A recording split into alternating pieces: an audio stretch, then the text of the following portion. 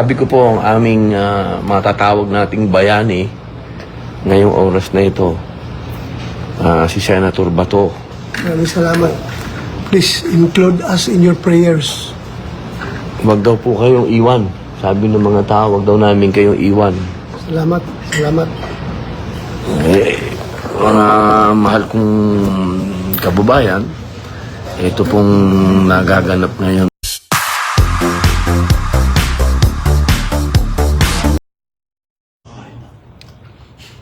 O, lift na daw.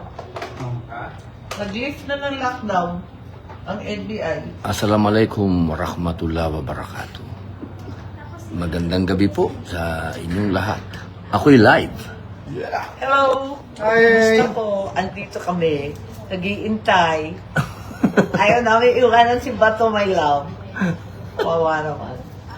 Hi everyone, kain po tayo. Ang aming bagong... Hindi.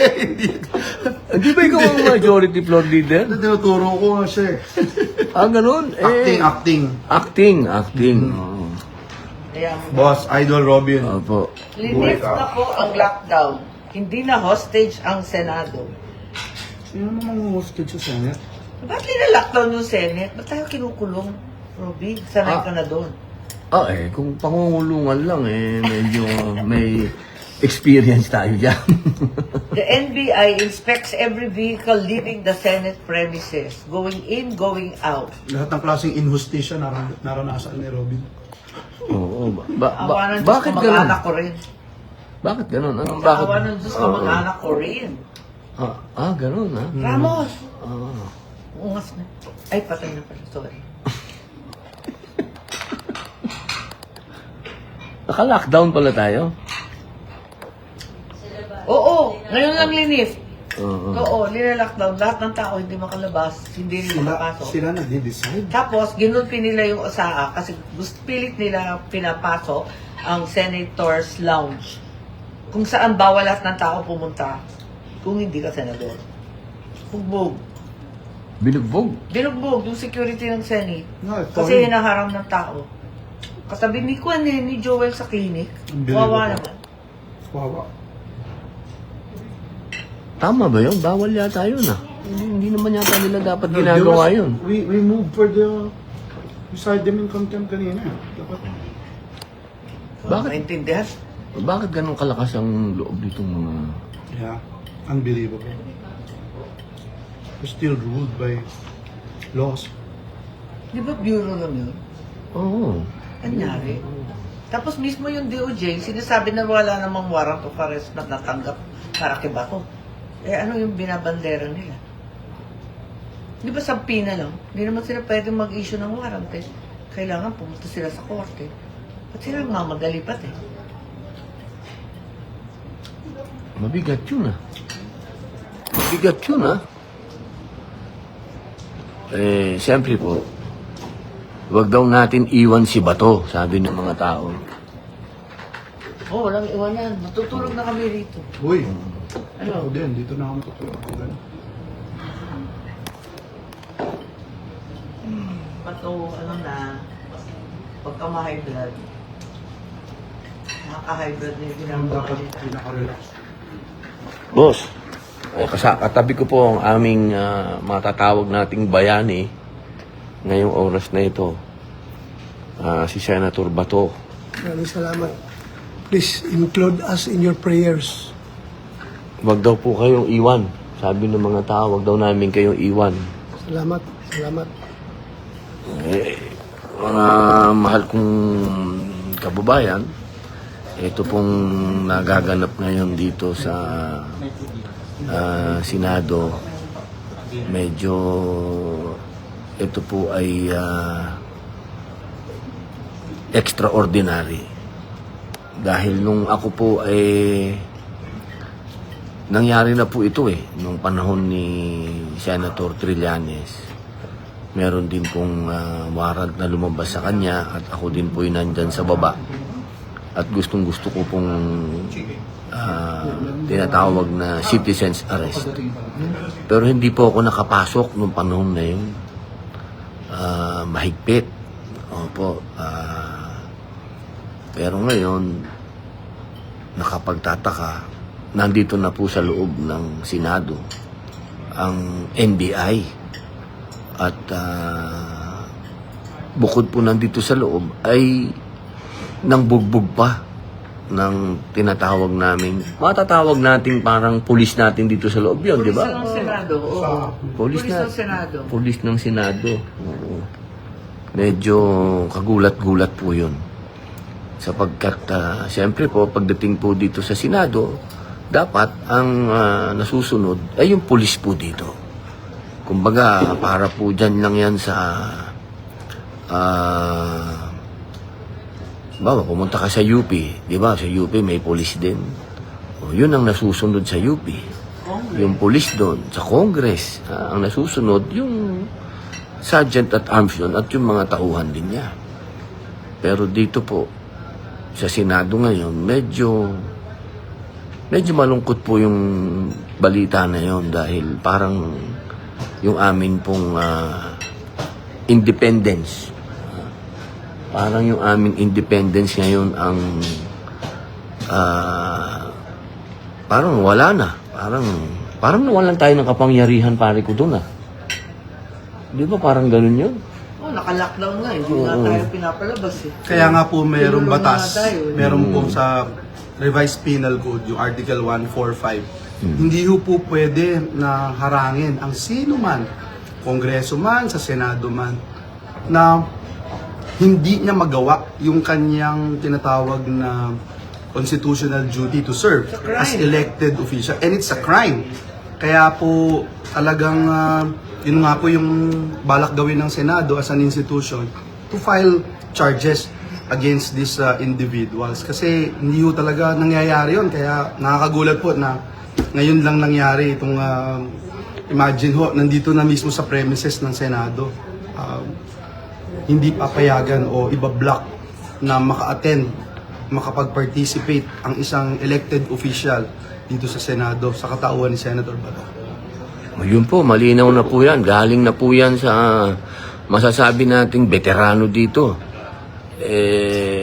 Ako din po nagtataka talaga dahil ng panahon po ni Senator Trillanes, hindi ako nakaporma dyan sa babae. Talagang nandyan lang ho ako talaga sa parking. Hindi po ako nakapasok ng Senado noong panahon na yun. At may nagsasabi din po na yung hawak daw ni dating Senator Trillanes, sabi naman ni... John Vic Remulla, Oo. ang sinabi na hindi naman daw bahagi ng PCTC si Trillanes at wala naman daw natatanggap pa na warrant of arrest. So ano kaya yung binabandera? Oo, ano- Kanina. Oo, At saka sheriff na ba siya ng ICC? Oh. Nakakakamot ulo eh. Oo, parang ganun. Parang ganun na ang dating. Pag nagsaserve ka ng warrant, sheriff ka. Sheriff ka, ano ba? Oo, naku, may bago pong sheriff ang Ang ICC. ang ICC. Na Pilipino. Na Pilipino. Same Opo. Aba, ibang klase yun, ha? Opo. Talagang, Wala na, anarkiya. oo, medyo nakakatakot po yan.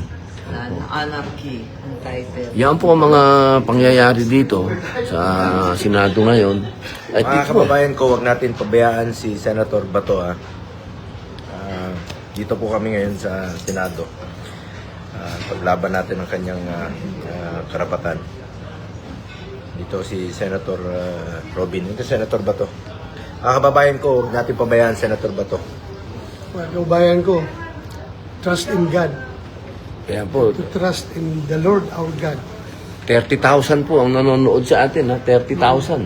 Ngayon, ang nanonood sa atin na mga kababayan natin, andito po ang ating bayani ngayon. Aarestuhin ako. May warrant of arrest daw si Trillanes na hawak. Hindi naman siya ICC, hindi siya PCTC, pero siya may hawak. Pero ayaw niya ipakita sa tao dahil somewhat spurious yung kanyang warrant of arrest. Wala klaro, hindi klaro. Hindi klaro yung kanyang warrant.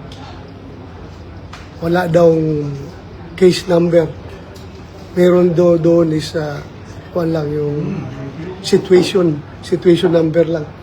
So malabo itong maging warrant of arrest. Kaya pinipilit niya na secret daw. Kasi gusto nila pilit na akong dadalhin sa dahig. surrender doon.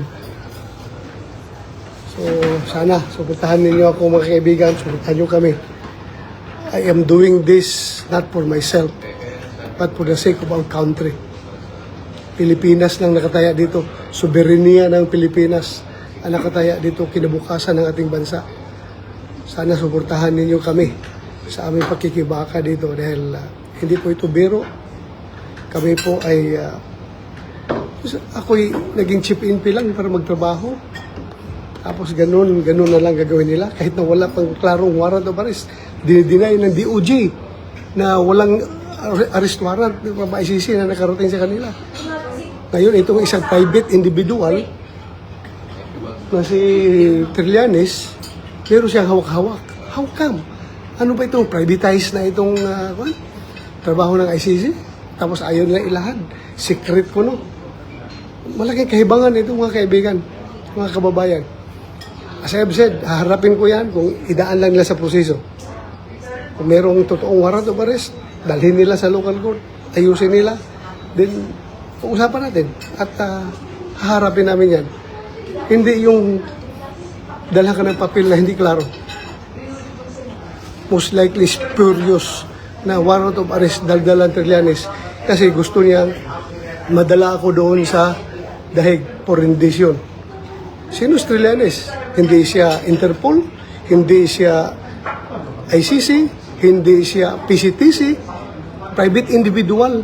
Pero siya may hawak ng warrant of arrest na gusto i-implementar kasama ang mga NBI. So, ganito na bang ating gobyerno? Mga kaibigan, mga kababayan, napakasama po sa nangyari. Ako'y binoto ng 20 million na Pilipino para magtrabaho. Ngayon, pinipigilan lang akong pumasok sa Senado dahil ayaw nila na maagaw namin ang liderato ng Senado. Pero hindi sila naging successful sa pagharang sa akin dahil nakapasok ako talaga. Nagipagbunuan ako sa kanila. Makita niyo sa video. Nakipaghabulan ako sa kanila dahil gusto ko talaga pumasok dito. Naharang nila ako para hindi aabot ng 13 yung boto namin. Wala kami majority para tuloy pa rin yung state of affairs ng ating bansa. Walang mangyayari sa problema sa korupsyon. Ngayon, na kami na ang may hawak ng majority sa Senado. Asahan po ninyo mga kababayan, everything will fall into its right places. Hindi naman tayo natin namin personal, pero trabaho lang ito. Trabahoin natin. So yun lang sana. Sana masuportahan nyo kami dito dahil ibang usapan na ito. Sobra na. Sobra na mga kaibigan.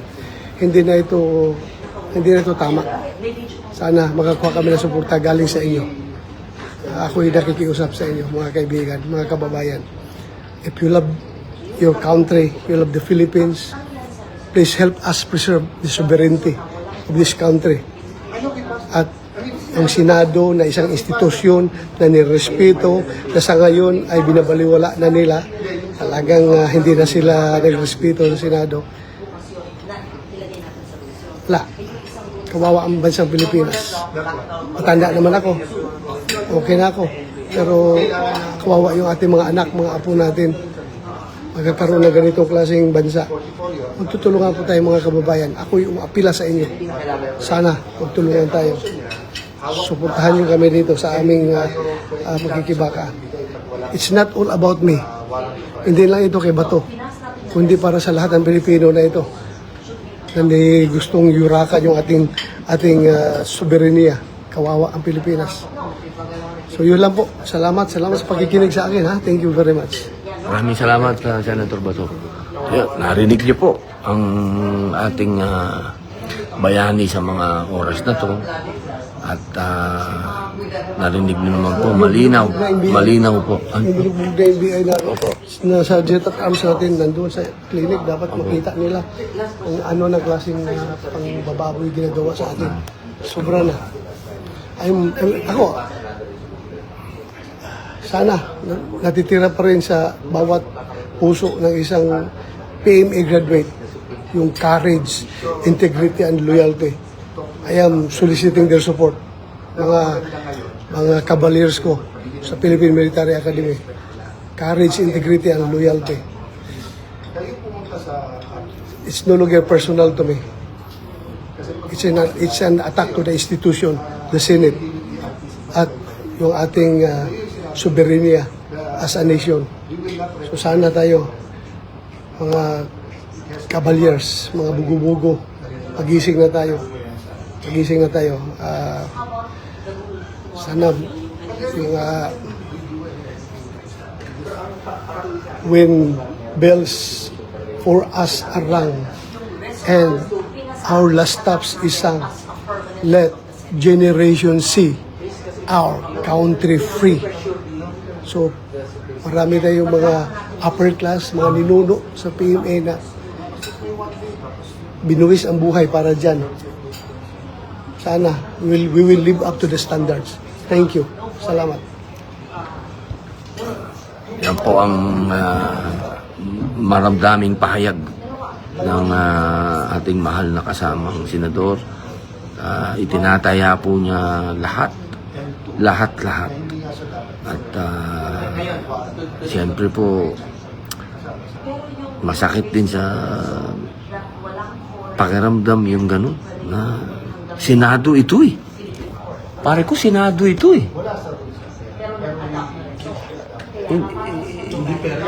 Hindi ko talaga maatim eh na ito ay kasama sa tatlong haligi ng gobyerno. Hindi ko ma-imagine na gawin nila sa Supreme Court to, pare. Na pasukin nila ng ganito. Parang napaka-imposible na nangyayari ngayon to. Pakikurot nga ako. Ano ba ito? Ano ba? Naginip ba ako? Yung justice, mo po. Oo, hindi ba? Parang kasi po tatlo po ang parte ng gobyerno. Andiyan po yung executive, andiyan din po ang judiciary, nandiyan po ang legislative. Kami po yung legislative. Yung judiciary, yan po yung mga justice, judges. Yan pong executive, yan po, yan ang Pangulo, Vice President, Secretary ng DOJ. Ito pong nambugbog dito, parang isa lang ito sa sangay ng Department of Justice. Hindi po siya yung main na lumusob po dito at nanakit pa. Medyo mga kababayan, wala sanang sagasaan ng authority at kapangyarihan. Maging patas po tayo dahil sa ilalim ng batas, tayo'y pantay-pantay. At wala pong pwede na above the law. At hindi rin po pwede yung you will bend the law. Hindi po pwede. Lahat po tayo kailangan ay sumunod sa batas. Yun lamang po, mga mahal kong kababayan. At antabayanan ninyo kung ano po ang mangyayari. Pero sa ngayon po ay under protection ng Senado si Senator Bato. Maraming salamat po. Ayan po sila. Nagkakaroon ngayon ng pag-uusap